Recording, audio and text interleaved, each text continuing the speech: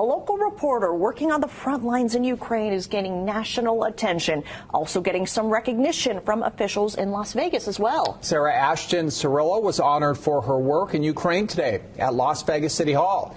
She served as a war correspondent since March, and recently she enlisted as a combat medic, serving on the front lines with other soldiers. She originally went to Ukraine to write about the refugee crisis.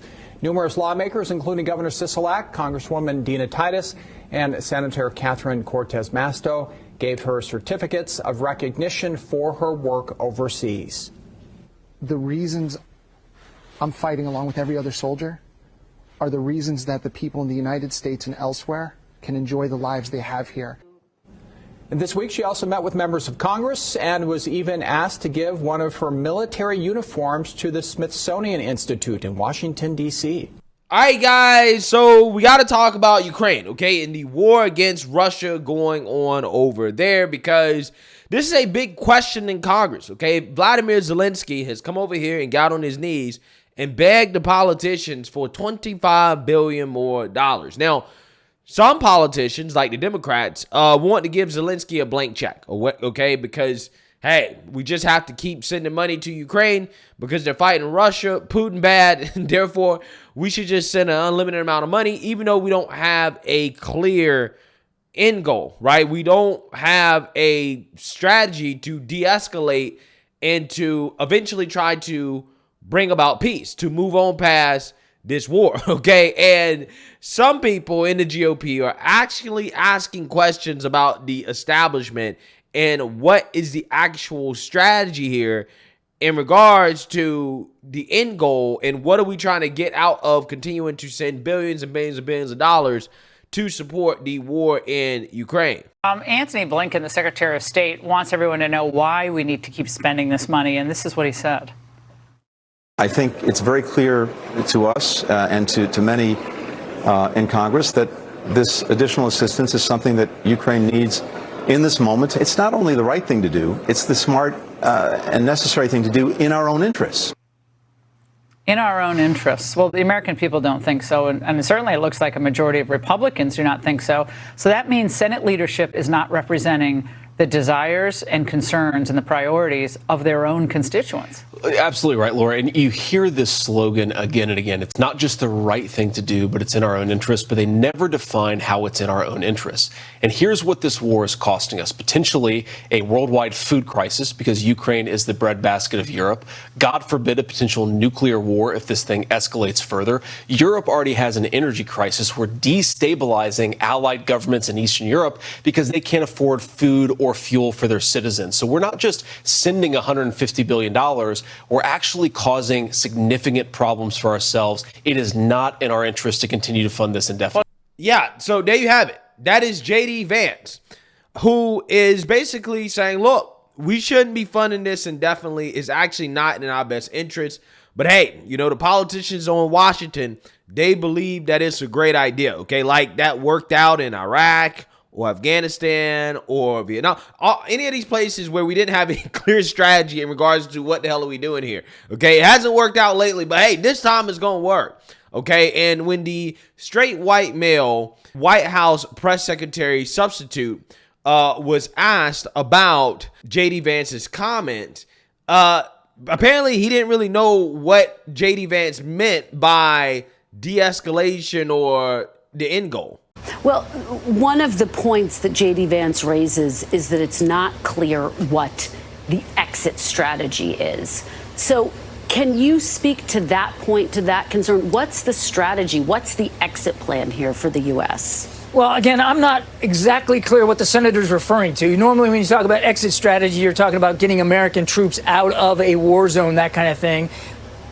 It's important to remember that we don't have American troops in Ukraine. Ukrainians are on their soil, and they're fighting for every inch of it. So I don't think they plan on going anywhere. We are providing the military aid. We are providing the military aid and obviously financial aid. They aren't planning on going anywhere. And the United States is committed to supporting Ukraine for as long as it takes to succeed on the battlefield. So if by exit strategy he's talking about an end of the war, I'd offer this. Mr. Putin could end it today if he just pulled his troops out of Ukraine where they don't belong. that probably isn't going to happen. The Ukrainians want this to end immediately, and we all want to see this war end. But it's got to end on terms that President Zelensky and the Ukrainian people can accept.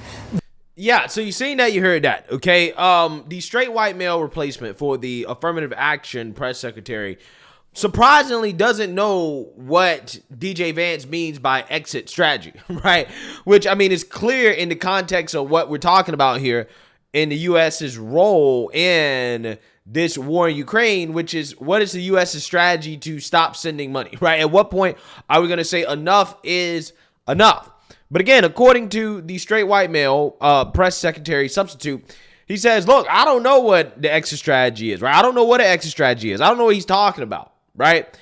Again, amazing, okay? Because there is no exit strategy, right? These people actually really want to fund this war into perpetuity, okay? That's exactly what they want to do. And part of the reason why is because you have American defense contractors benefiting, okay? They're getting rich. The military-industrial complex, they're benefiting. And you also have American propagandists, right, who are over there as well, too, who are benefiting. And that brings me to this person right here who has drawn some attention from DJ Vance, okay? And this person is a liberal activist by the name of Sarah Ashton-Cirillo. Now, this is a very, very, very fascinating character. Again, this is a transgender woman who once pretended to be a Republican in order to infiltrate the GOP, okay? This person tried to infiltrate the Republican Party and tried to tie the Republican Party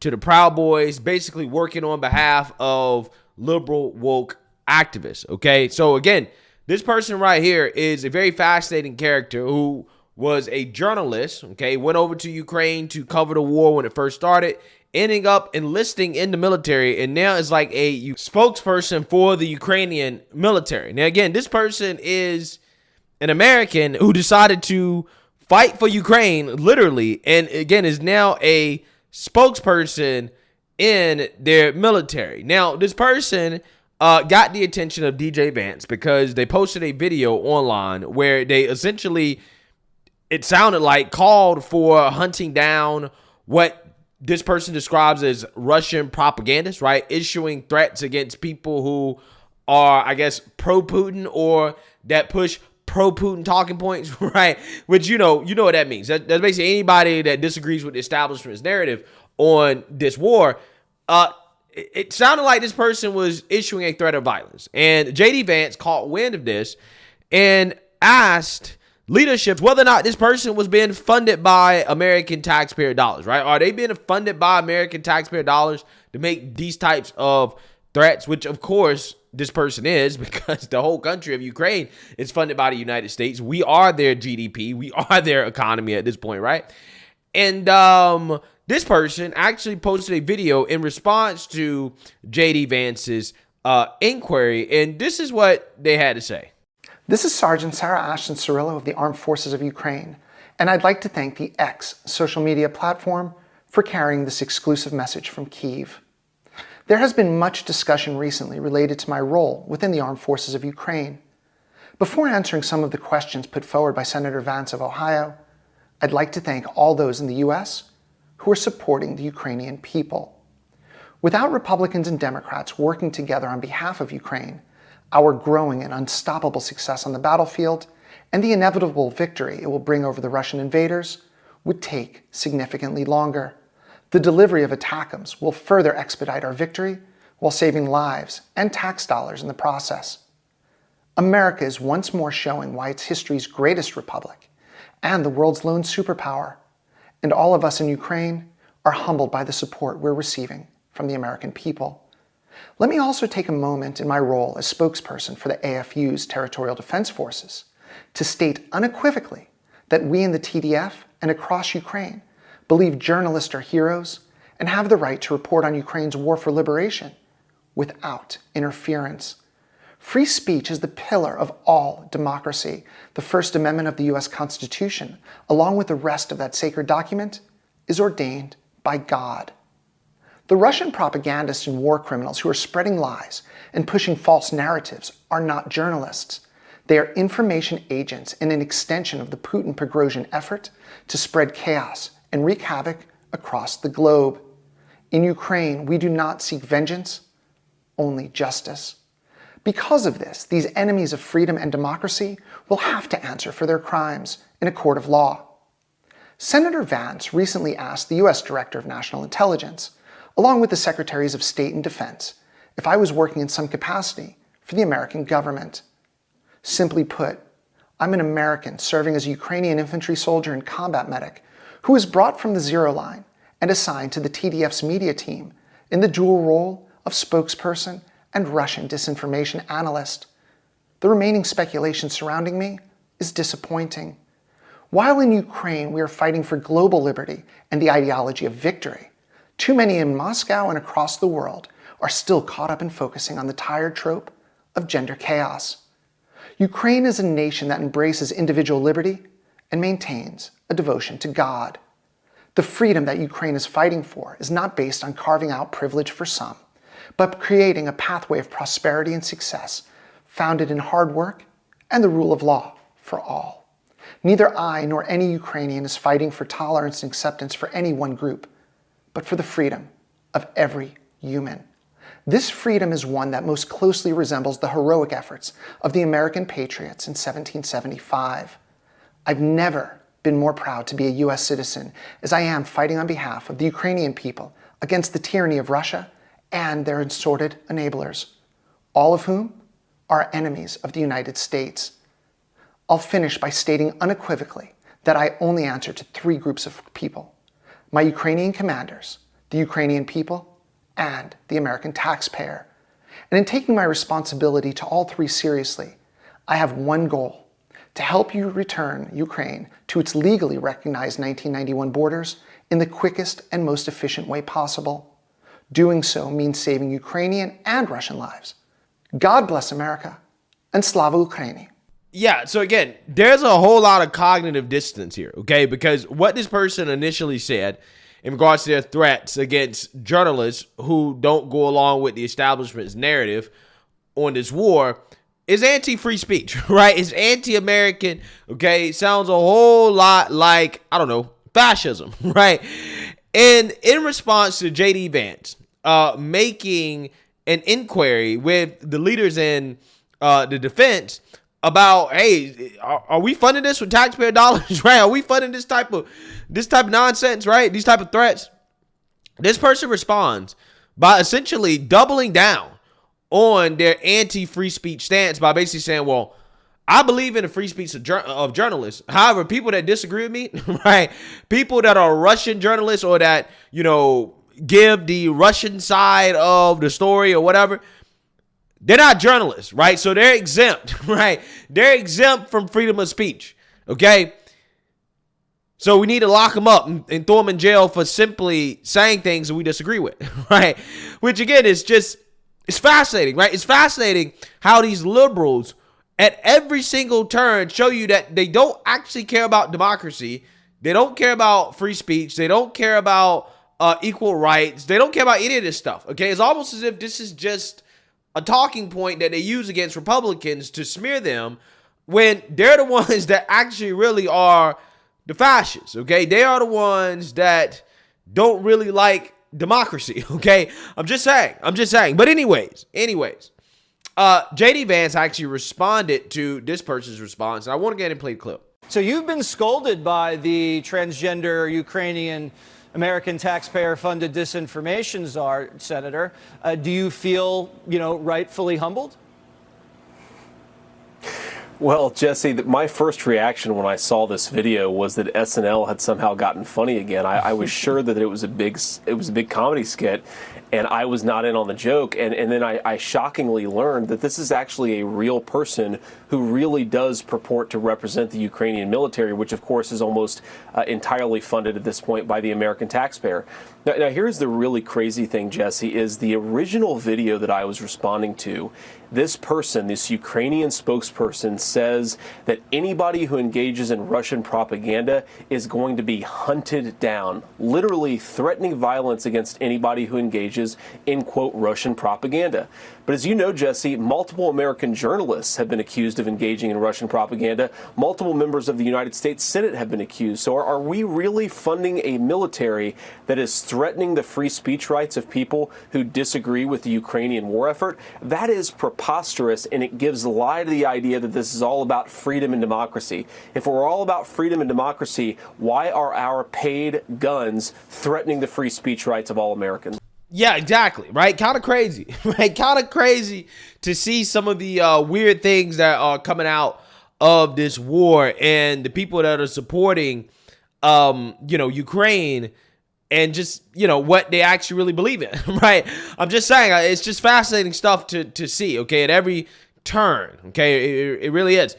But Ukraine apparently is distancing themselves from this individual, right, from their transgender spokesperson. After these comments, okay, because, again, I think this person kind of took it a little bit too far.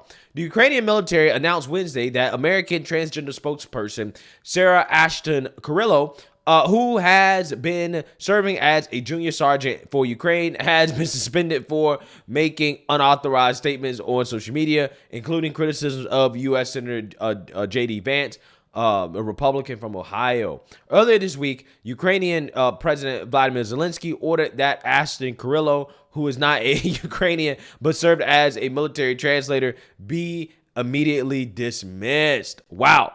So basically, immediately fired, okay? Immediately fired.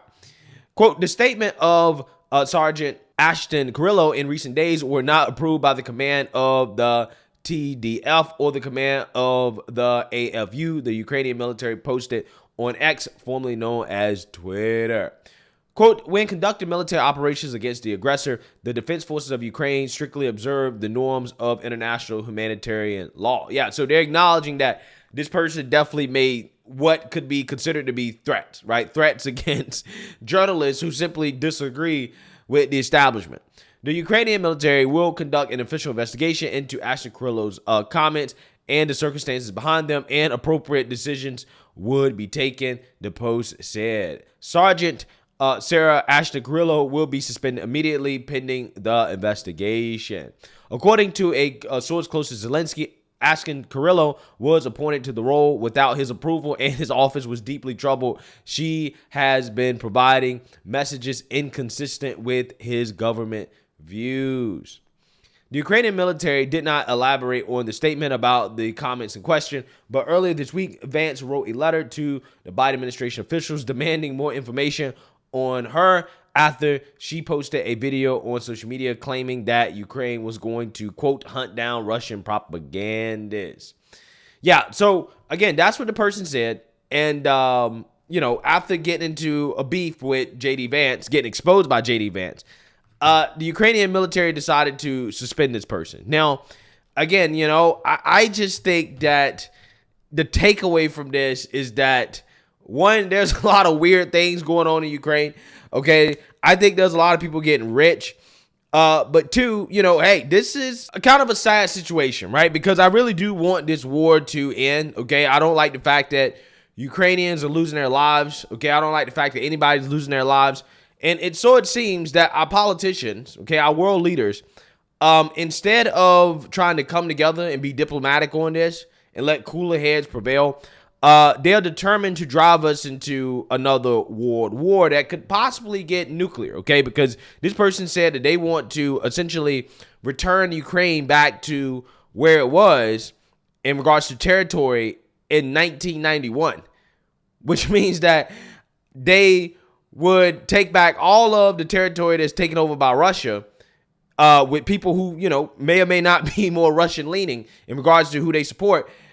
I'm not sure if it's ever going to get to that point, right? I'm not sure if it's ever going to get to that point if there's not some type of nuclear attack along the way. I'm just saying, I don't like the sound of that, right? That sounds like this is never going to end unless it escalates to the level of nuclear war. That's what it sounds like the goal is from the former spokesperson of the Ukrainian military.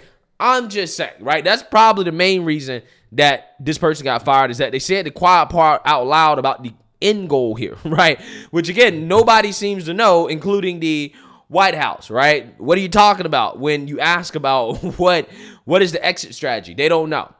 Amazing. Let me know what you guys think. Make sure you like, comment, and subscribe. Most importantly, share a Black conservative perspective. Peace.